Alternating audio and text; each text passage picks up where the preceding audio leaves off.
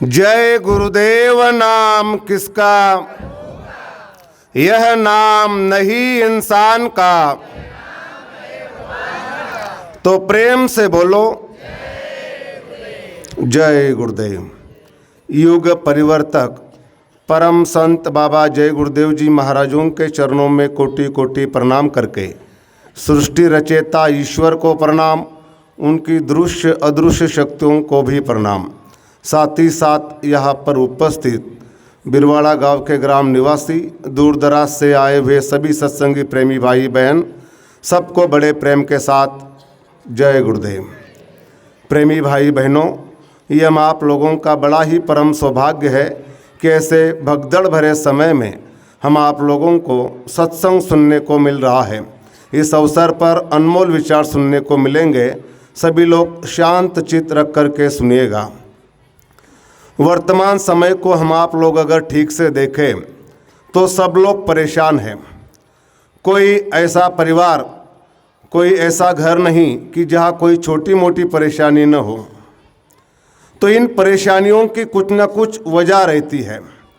कुछ हम लोगों को मालूम रहती है, फिर भी हम नज़रअंदाज कर देते हैं। गुरु महाराजों ने सत्संग में कई दफ़े कई परेशानियों के आने के कारण बताए। सबसे पहली परेशानी, ज़्यादा से ज़्यादा लोग यहाँ किसान काश्तकार हैं। हर वर्ष ये देख रहे हैं कि जब भी बारिश का समय आता है तो समय से बारिश नहीं होती, थोड़ी देरी से होती है, और अगर होने शुरू हुई तो बंद नहीं होती। इसमें किसानों की फसल अच्छी तरह से नहीं आती, नुकसान हो जाता है। तो इसकी क्या वजह है? गुरु महाराजों ने सत्संग में बताया। गुरु महाराज राजस्थान के दौरे पर थे। एक गांव में काफला प्रवेश करने वाला था। गांव के बाहर नाला था। जब गुरु महाराजों की गाड़ी नाला पार करने लगी तो गुरु महाराजों ने बाहर देखा तो नाले में मरी हुई गाय, मरे हुए बैल खुले में फेंके थे। गुरु महाराजों ने देखा, गाड़ियाँ गांव में गई। गांव के सब किसान काश्तकार गुरु महाराजों के पास आए, कहने लगे कि बाबा जी, समय से बारिश नहीं होती। तो गुरु महाराजों ने कहा, कैसे समय से होगी? आप लोग इन गाय को, बैल को पालते हो और जब ये मर जाते हैं तो खुले में फेंक देते हो। तो उन्होंने पूछा क्या करना चाहिए? तो गुरु महाराजों ने बताया, आपके घर में गाय है, बैल है, गाय का बछड़ा हो या बछड़ी, उन्हें आप कसाईयों को नहीं बेचना। जब उनका अंतिम समय आ जाएगा तो उनको आप लोग खड्डा खोदना 5 फीट नीचे और सफ़ेद कपड़े में उनको लिपेट करके उनको दफना देना। तो आप ऐसा करोगे तो आप लोगों को बारिश के दिन में बारिश मांगने की ज़रूरत नहीं पड़ेगी। ये शब्द है गुरु महाराजों के। तो हम आप लोग बड़े सौभाग्यशाली हैं। महात्मा जिस बात को कह देते हैं वो सब कानून बन जाता है, सबके लिए लागू हो जाती है। हम लोग भी इसका अनुभव करें।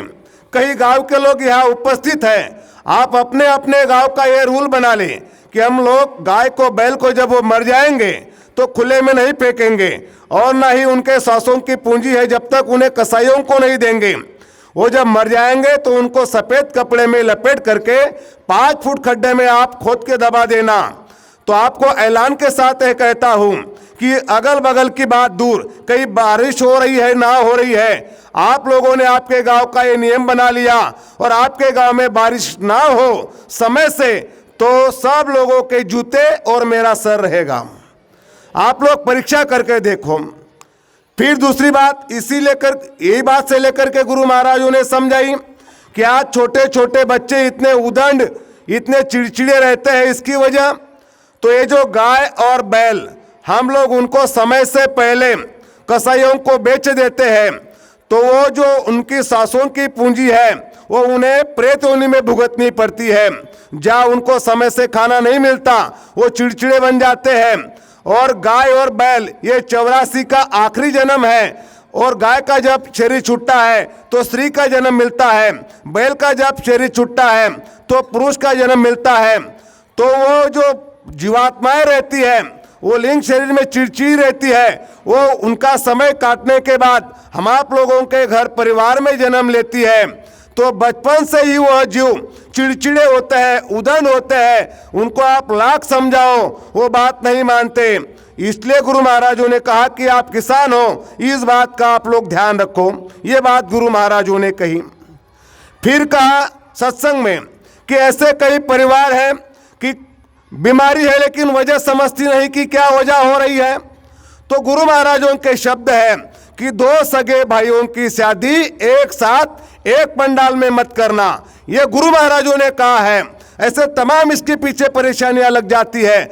हम लोग जब शादी के लायक बच्चे हो जाते हैं तो पंडित को बुला करके कोई मुहूर्त निकाल करके उनकी शादी करा देते हैं, बाद में परेशानी उठानी पड़ती है। तो ये गुरु महाराजों ने मना किया है कि दो भाइयों की शादी एक पंडाल में मत करना। फिर गुरु महाराजों ने कहा कि माँ बाप के आशीर्वाद से, माँ बाप की नेक दुआओं से बच्चों का संसार फलता फूलता है। आजकल के बच्चे अपनी माँ बाप की सेवा नहीं करते, इसका मुझे दुख है। मेरे अगर माता पिता रहते तो मैं उनकी सेवा करा करके लोगों को दिखा देता कि माँ बाप की कैसी सेवा करते हैं। ये बात गुरु महाराजों ने कही है। तो प्रेमी भाई बहनों, ये कोई साधारण बात नहीं है। बहनों के लिए अपने सास ससुर, भाइयों के लिए अपने माँ बाप, हम लोगों को चाहिए कि इतनी सेवा करें माँ बाप की। अगर मान लो उनको चलने में दिक्कत है, लेटरिन बाथरूम को ले जाना है, तो उनको उठा करके लेटरिन बाथरूम ले जाओ, उसमें कोई शर्म मत रखना। हमारे माता पिता हैं। आप लोगों ने अगर एक काम करके देख लिया और आपकी संसार की हालत खराब है और आपने एक काम कर लिया तो आपका संसार फलेगा फूलेगा। ऐसा न हुआ तो बंदे को बाबा जी का शिष्य मत कहना। ये कर लो, करके देखो, आजमाने की चीजें है। और ये कुल मालिक ने बताई है, कोई साधारण व्यक्ति ने बात नहीं बताई है। प्रेमी भाई बहनों, सोचो हम लोगों ने जगत, ये संसार ठीक से नहीं देखा है, पूरा नहीं देखा है। इसके ऊपर है स्वर्ग, स्वर्ग के ऊपर बैकुंठ, बैकुंठ के ऊपर ईश्वर का धाम, ईश्वर के धाम के ऊपर ब्रह्म का धाम, ब्रह्म के ऊपर पार ब्रह्म का धाम, पार ब्रह्म के ऊपर महाकाल पुरुष का धाम, उसके ऊपर सतपुरुष का धाम, और सतपुरुष के भी ऊपर अलग देश, अगम देश, और आखिर में अनामी धाम है। और अनामी धाम के रहने वाले इस समय में हम आप लोगों के खातिर मानव तन धार के आए हैं और हम आप लोगों के गुरु हैं, अनामी धाम के वासी। ये कोई साधारण बात नहीं है। और इस समय में उनका यह दरबार लगा है, ये सत्संग है, और सत्संग में कुल मालिक विराजमान रहते हैं। आप लोग अपनी नेक मनोकामना लेकर के आए हैं, आशा लेकर के आए हैं, तो मेरा विश्वास है कोई भी प्रेमी, कोई भी मालिक का बंदा यहाँ से खाली हाथ नहीं जाएगा। जय गुरुदेव नाम के बारे में हमने आज तक यही सुना। क्या सुना? कहने वालों ने कहा कि ये पेड़ पौधे का नहीं, नदी नाले का नहीं। गुरु महाराजों के लफ्ज इससे ऊपर के हैं। गुरु महाराजों ने कहा कि जय गुरुदेव नाम किसी देवी देवता का नहीं, जय गुरुदेव नाम ईश्वर का भी नहीं, जय गुरुदेव नाम ब्रह्म का भी नहीं, जय गुरुदेव नाम पार ब्रह्म का भी नहीं, जय गुरुदेव नाम महाकाल पुरुष का भी नहीं, जय गुरुदेव नाम सतपुरुष का है। और वह मालिक का नाम हम आप लोगों को गुरु महाराजों ने मुफ्त में दिया है। ये कोई साधारण बात नहीं है। आज तक ये भी सुना कि फलाने सत्संगी को जय गुरुदेव नाम लेने से मदद मिली। ऐसे ऐसे अनुभव है। एक अनुभव आपके सामने रखना चाहता हूं। हमारे गांव का एक प्रेमी पहले संगत में था, फिर संगत बिगड़ गई उसकी, खाने पीने लग गया, लेकिन मन में जय गुरुदेव बोलता था, बाबा जी के प्रति थोड़ी श्रद्धा रखता था। एक दिन वह रात के समय में नीम से अपने गांव आ रहा था घर, नीम गांव से अमलनेर तहसील का। बीच में नदी पड़ती है, तापी नदी। नदी सूखी थी, अकेला मोटरसाइकिल से आ रहा, शराब पिया हुआ था। अब उसने देखा कि एक पिशाच उसको आवाज दे रहा है, जिसे हम भूत कहते हैं, उसे आवाज दे रहा है। तो मन में मन अंतर में जय गुरुदेव बोलता रहा। थोड़ा आगे बढ़ा, पिशाच भी आगे बढ़ा। जिस मोटरसाइकिल से चल रहा था, अचानक उस मोटरसाइकिल का लाइट बंद हो गया। तो उसने और जय गुरुदेव नाम से मदद मांगी, तो उसी क्षण मोटरसाइकिल की लाइट भी शुरू हो गई और वह सही सलामत घर आ गया। तो शराब के नशे में शराबी जय गुरुदेव नाम लेता है, उसे भी मदद मिलती है। तो हम आप लोग तो मानव है, हम लोग शाकाहारी है, गुरु महाराजों के शिष्य है, तो हमको चाहिए कि इस नाम के ऊपर विश्वास करें, श्रद्धा रखें।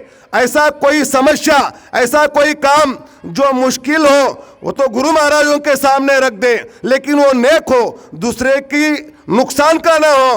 तो आप अनुभव करके देखना कि आपको क्या लाभ मिलता है।